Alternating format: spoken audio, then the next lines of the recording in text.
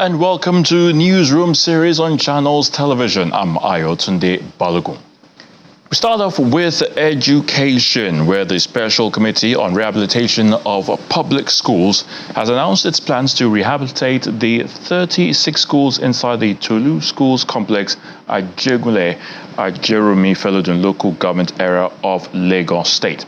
Now, speaking during a press conference, the Chairman, Special Committee on Rehabilitation of Public Schools, Mr. Hakim Smith, explained that the holistic regeneration of Tolu Complex will help build capacity in the areas of science, technology, sports, and academics due to the state-of-the-art structures and facilities that will be situated in that area. Tolu School Complex is an initiative put in place by the first civilian governor of Lagos State, Alhaji Lateef Jakande, is located in Ajegunle Jeremy Local Council Development Area.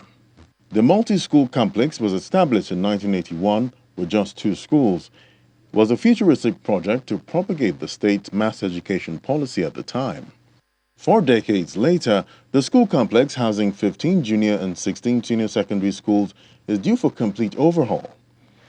And the State Special Committee on Rehabilitation of Public Schools is briefing the media on its plan to restore the infrastructure.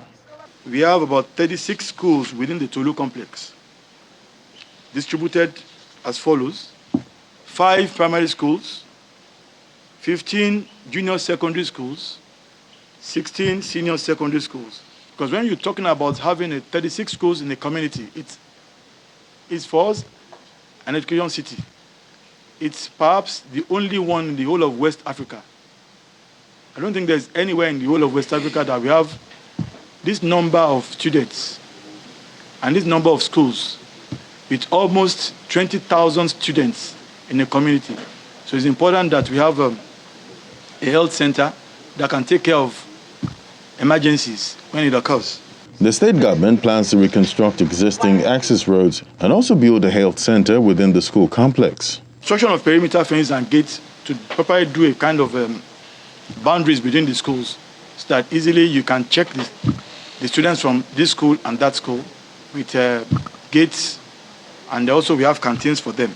We are constructing new roads.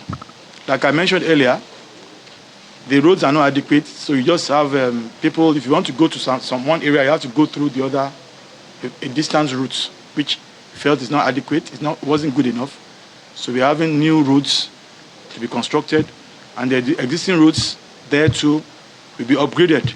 The regeneration of Tolu Complex will serve as a catalyst for growth, and the Lagos State Government says the project will be completed in the next 18 months.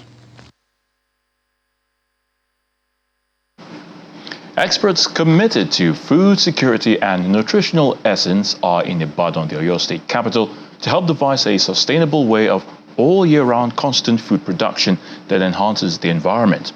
The experts drawn from the European Union, the EU, and 6 African countries are making a case for food production in urban centers against the overdependence on rural settlements for food production.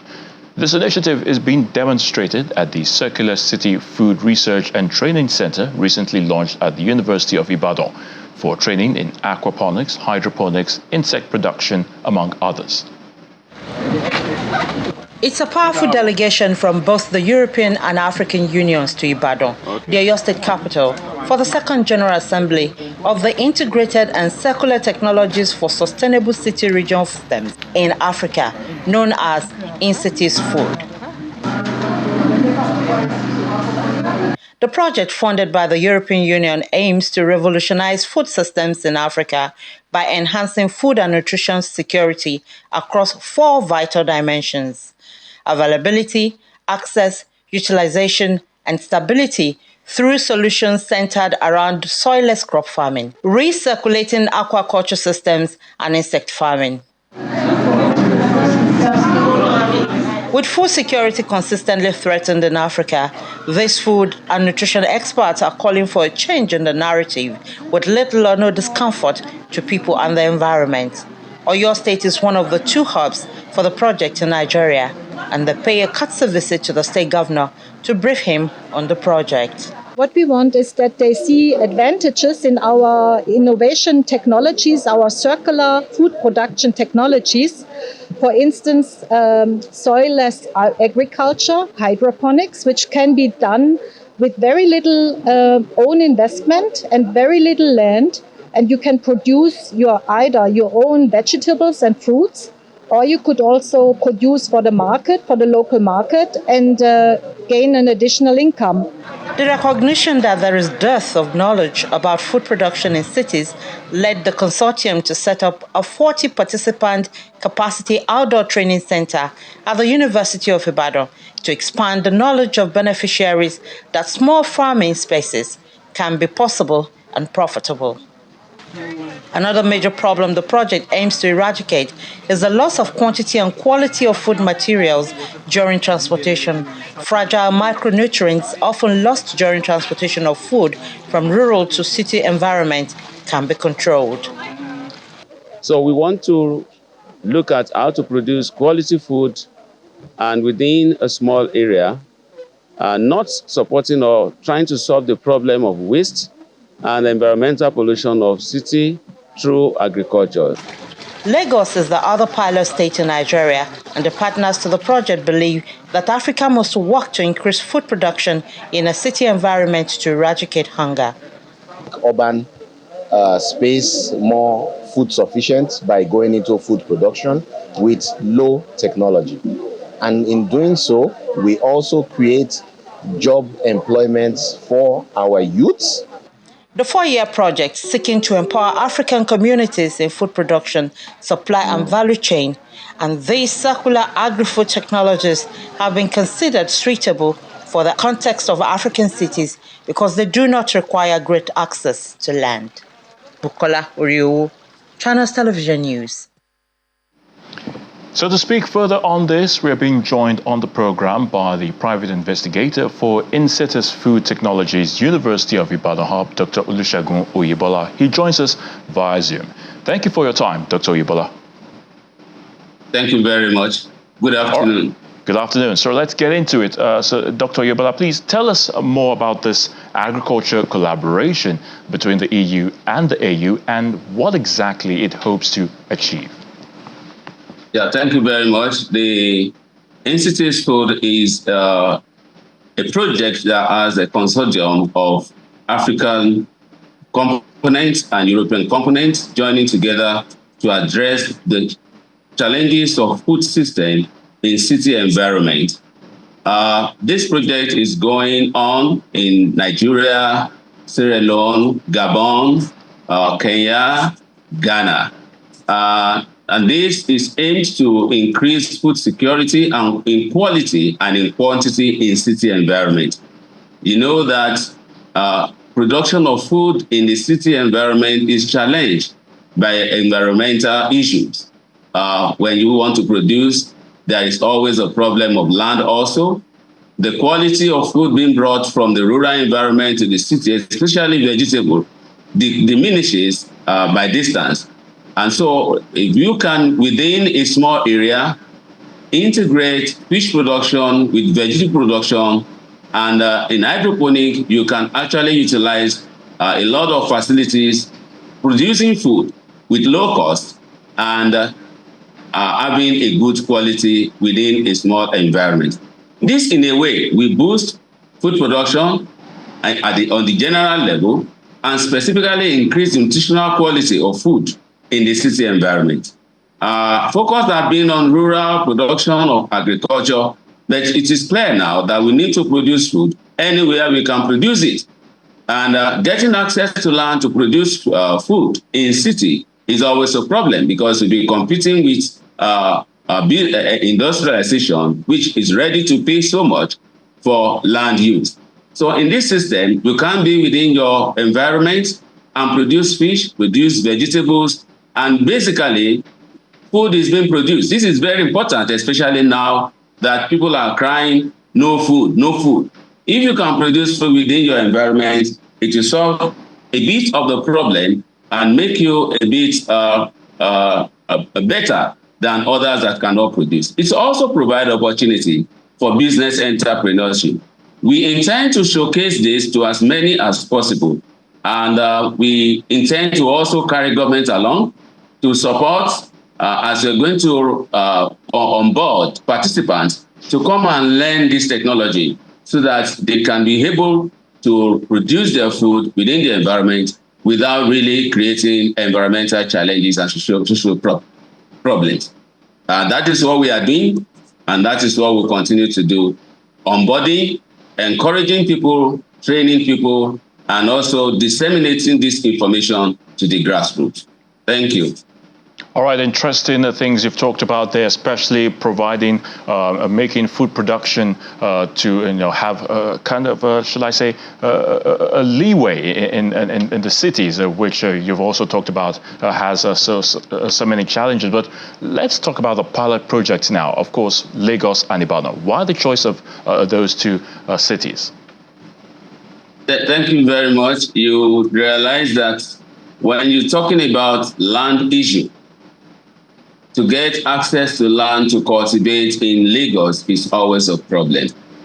And so it's a kind of an example of an urban environment whereby there is always a problem of land. And so soilless system, as we are bringing up, is a solution. In a way, you can plant your crop on the rooftop. You can plant it in a limited environment on the balcony, and then you can plant in a limited environment where you are.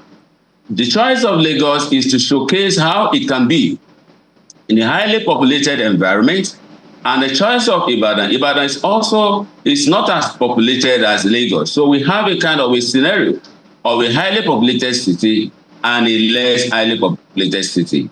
That's why we are choosing the two cities. So are there plans to spread this to other states in Nigeria, really? Well, actually, for now, what we are looking at is Ibadan and Lagos as a model. And from that model, people are being welcomed to actually be able to be trained in this technology. Of course, we are hoping to disseminate to as many states as possible. When we are planning the meeting, we sent an invitation even to the Ministry of Agriculture, the aquaculture sector, or the Federal Ministry of Agriculture, the FBF. We sent an invitation letter to them to show that, yes, we want to disseminate this information to as many states as possible that are interested. And we are available in the University of Ibadan to assist in providing technical assistance for as many that are ready.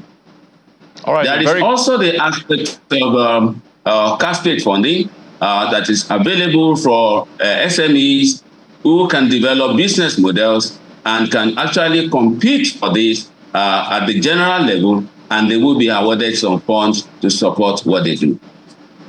All right, very quickly, because we're really running out of time. What do you hope to see within the next 4 years concerning this initiative? And of course, as an African development project, what are the success stories in other African countries where this project is being implemented? Very quickly now, as we wrap up. Yes, in other African countries, just like in Nigeria, people are, because we are at the stage of onboarding, where we are bringing in participants into this. We have used 1 year to experiment. Now we are bringing people to onboard to get them involved. There will be a roadshow.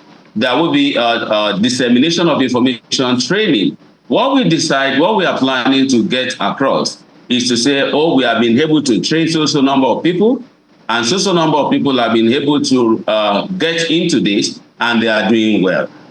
We intend to showcase the cascade funding and the innovation intends to have up to 1,000 people that are getting into this. But to me, I believe if we can really drive the grassroots and we can get across to as many as possible, we can get more than 1,000 people to adopt this technology. This is actually an initiative that the Oyo State Government is already buying into, and we are already in talk with the Oyo State Government. We are open to have as many state governments as possible that are also interested in this. Thank you.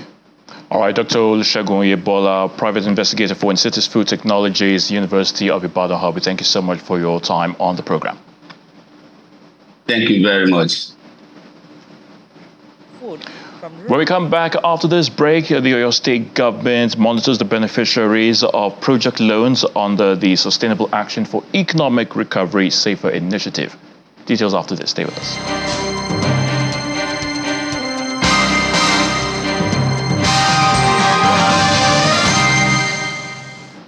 Welcome back. The Oyo State Government has begun the monitoring of beneficiaries of its 500 million naira small and medium-scale enterprise loan support under the Sustainable Action for Economic Recovery SAFER initiative. Now, the State's Commissioner for Budget and Economic Planning, who doubles as the chairman of the SAFER Small and Medium Enterprises Subcommittee, Professor Musbah Babatunde, led members of the subcommittee on a monitoring and evaluation visit to participating microfinance banks and some beneficiaries of the loan in all the 7 zones in the state. This is a monitoring exercise conducted across all the 7 zones within Oyo State to ensure that beneficiaries of the state government's SAFER SME loans are compliant with the conditions given for its use. The team is led by the Commissioner for Budget and Economic Planning, Professor Musbah Babatunde, who explains that the state government's commitment to soften the economic environment following the removal of subsidy on fuel led to the introduction of the SAFER SME loan to support small and micro business enterprises.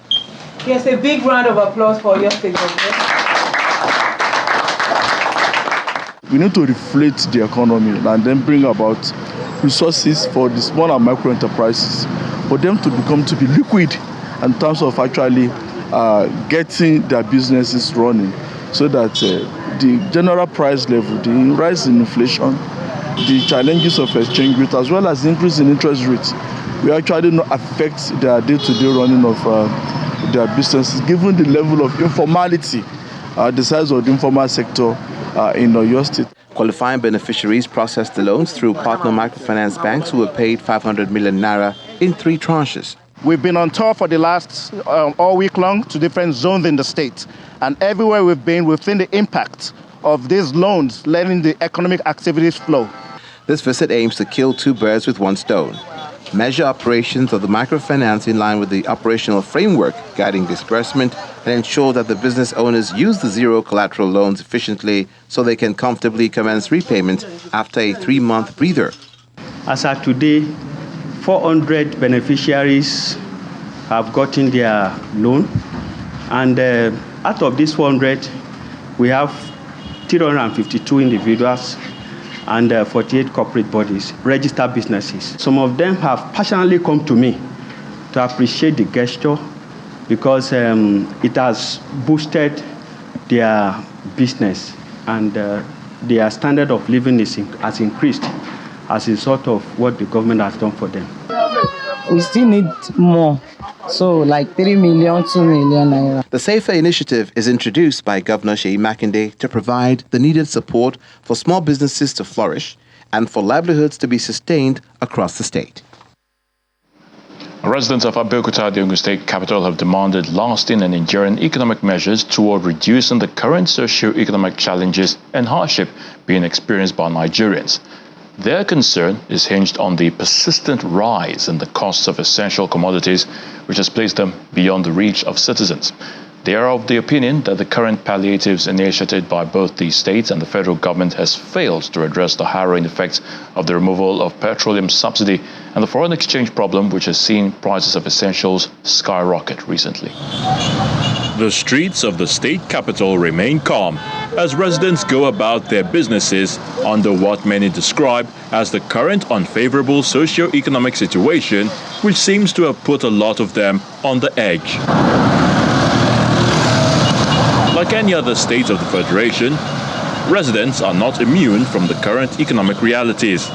The volatile exchange rate, which has led to a decline in earning power, high cost of essential commodities, insecurity, among others. This Okada rider, a 33-year-old and father of 3, seems to be speaking the minds of many of the residents who believe that the current situation is becoming more and more unbearable. This is our Nigeria, supposed to help people. Rice, 1 bag of rice. I want to go and buy 1 bag of rice. I want to feed my family. The person telling me 60,000. I go back. I say my money no complete. I reach 1 week. I go back. She says 70,000. How am I going to do? The situation has continued to leave a bitter taste in the mouths of residents, as families now find it difficult to make ends meet. It has been so hard.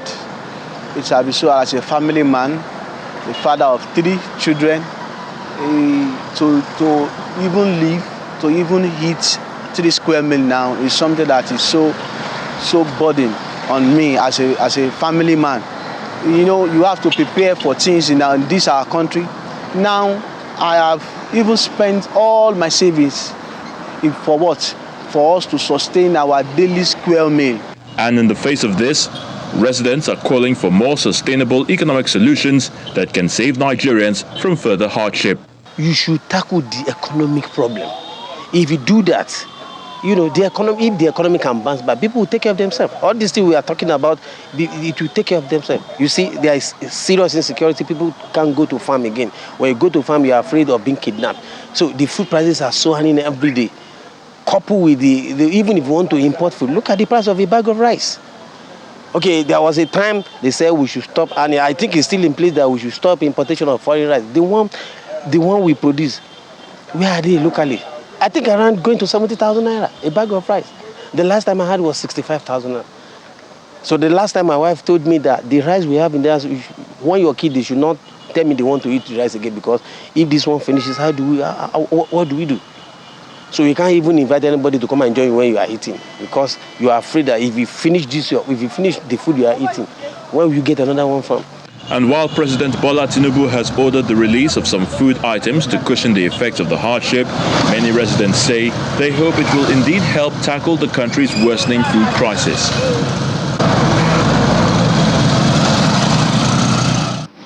We're in Lagos now, where the state government has announced its plan to inaugurate the 50,000 naira cash transfer to 15,000 beneficiaries under the Lagos Market Trader Money Initiative on February the 14th. This is according to the State Commissioner for Agriculture, Abisola Olusoya, who made this comment during an enlightenment program for market men and women in Mushin of Lagos State. She says the interactive program is to ensure that food production and marketing is well positioned across board to know the volume of food consumed and sold on a daily basis. Another set of market men and women converge on Idioro Food Hub, Mushin, Lagos, for the continuous sensitization program aimed at achieving hygiene, food safety, cleanliness and standard storage of goods for the benefit of Lagosians.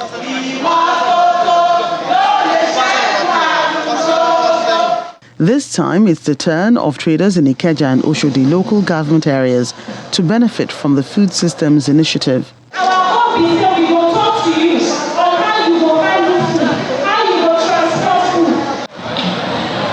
At this middle level of the agro-food hub in Mushin, all kinds of farm produce can be purchased. Some residents are already taking advantage of the weekly fresh food fair to purchase goods at a cheaper rate, but the people expect more from the government. Government will do more to bring more food to this place. I'm very, very impressed, you know, and I think we need more trolleys. Yeah, we need to work on more trolleys, because I had to wait for 5 minutes to get a trolley. So Lagos State should work on more trolleys. Things here are actually pretty affordable, I must say, because I'm someone that goes to the regular markets very often. So things here are very affordable. Some prices were shocking. I didn't expect it. So if you are still at home and you've not come out to check out this place, you're snoozing. Please come and check this place out. Maintenance culture is very poor in Nigeria. But if they can keep it up, I'm sure very soon enough of people will know about this place. Then they will keep patronizing people here. Some market women are excited over the continuous sensitization program to help them rebrand themselves and their goods. They are calling our attention to cleanliness in the market. They don't want any casualty in the market. They want us to be clean so that we can sell what people can buy. Come and look here, see what they are doing here, and make their market very clean like this. And we want what Mr. Sanwo-Olu did here. We want him to do it for us all over our market. The modernized food hub is a new marketing structure that will be replicated in different parts of the state. We must sensitize and train our market men and women to understand that this is the new direction for a 21st century Lagos of our dreams. For them to understand that this is how it should be. By Wednesday, Valentine's Day, Mr. Governor is going to be showing love to market traders, men and women in Lagos. He promised 50,000 naira per beneficiary to 15,000 beneficiaries, for the Lagos Market Trader Money. he's going to be launching it, and it's part of his show of love to say, we hear you, we hear your cry, we hear your angst, we are all in this together, and we'll come out of this better and stronger. The Lagos State Government says its doors are open to partnerships from other states to improve food production for citizens. The challenge of brain drain continues to generate debate in Nigeria. A legal luminary, Afe Babalola, a senior advocate of Nigeria, is emphasizing the need for government and indeed stakeholders to take all necessary steps to control the trend. Speaking during the 6th induction ceremony of the Afe Babalola University set of doctors in Ado-Ekiti, the Ekiti state capital, Mr. Babalola explains that Nigeria have lost its best brains in the medical sector due to poor welfare package. JAPA is an unknown development in this country. As a result of JAPA, we've lost so many doctors, many professors, young men, those who trained as nurses. This has to stop. And the only way to stop it, of course, is that we increase the salaries of workers, which in my own case I did. We increase the salaries of our teachers here by 35%. And we have been paying that every 25th of the month for 4 months now. And we continue. With that, we draw the curtain on the program Newsroom series. Many thanks for watching. I'm Ayo State Government.